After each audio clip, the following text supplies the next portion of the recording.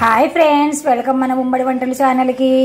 ఈరోజు నేను చూపించబోయే రెసిపీ చపాతీ పిండిని ఇలా మనం పూరీలాగా చేసుకొని దానిపైన కొద్దిగా ఆయిల్ వేసి ఇలా అంతా స్ప్రెడ్ చేసి దానిపైన ఇంత కొంచెం కారం పొడి లైట్గా, అంటే మీరు ఎక్కువ కావాలి అంటే కూడా ఎక్కువగా వేసుకోవచ్చు, అది మన ఇష్టము. ఇలా స్ప్రెడ్ చేయాలి. కొంచెం సాల్ట్, ఇది కూడా ఇలాగే స్ప్రెడ్ చేయాలి అంతా. ఇప్పుడు సన్నగా తరిగిన మరి సిరికూర అంటారన్నమాట. ఈ సిరికూరను ఎంత వీలైనంతే అంత సన్నగా తరిగి పెట్టుకోవాలి. దానిని ఇలా ఒకవైపు మాత్రమే, అంటే సగానికి మాత్రమే పెట్టాలి. దీన్ని ఇలా కప్పేయాలి. కప్పేసి అంచులను ఇలా నొక్కాలి, ఎందుకంటే ఆకు బయటికి రాకుండా అన్నమాట. మనము స్టవ్ పైన పెన్నం పెట్టుకొని వేడి చేసి పెట్టుకున్నాను. ఇప్పుడు వీటిని పెన్నం పైన పెట్టాక కొంచెం ఆయిల్ వేసుకోవాలి.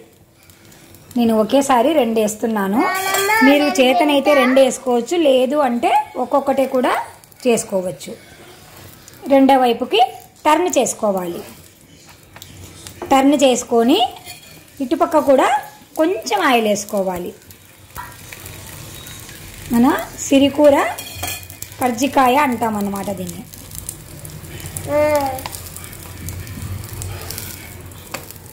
మా మనవరాలు అయితే చాలా ఇష్టంగా తినింది. చిన్నపిల్లలు ఆకుకూరలు తినరు కదా, ఇలాగ చేసి పెడితే బాగా తింటారు చిన్నపిల్లలు. కాబట్టి మీరు కూడా ఈ సమ్మర్ హాలిడేస్లో పిల్లలు ఇంటి దగ్గర ఉంటారు కదా, ఇలాగా మంచి మంచి స్నాక్స్ చేసి పెట్టి పిల్లలకు పెద్దలకు అందరికీ మంచి రుచిని చూపించండి ఫ్రెండ్స్. 2 వైపులా కాల్చుకున్న తర్వాత సర్వ్ చేసుకోవడమే ఫ్రెండ్స్. వీటిని ఇలాగే ఒట్టిదిగా తినచ్చు, లేదు అంటే టమాటా సాస్ పెట్టుకొని కూడా తినచ్చు ఫ్రెండ్స్, అది మన ఇష్టము. చాలా బాగుంటాయి ఫ్రెండ్స్. మీరు కూడా తప్పకుండా ట్రై చేసి మీకు ఎలా వచ్చాయో కామెంట్ రూపంలో తెలియచేయండి ఫ్రెండ్స్.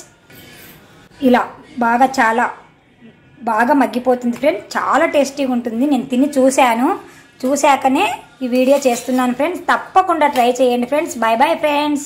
మా నానమ్మ చేసింది ఫ్రెండ్స్, తప్పకుండా చెయ్యండి ఫ్రెండ్స్, చాలా బాగుంటుంది ఫ్రెండ్స్. మా ఛానల్ను సబ్స్క్రైబ్ చేసుకోండి. మా ఛానల్ను సబ్స్క్రైబ్ చేసుకోండి, లైక్ చేయండి, షేర్ చేయండి friends. By bye friends. By bye friends. ఓకేనా ఫ్రెండ్స్? By by. ఓకేనా ఫ్రెండ్స్? By by.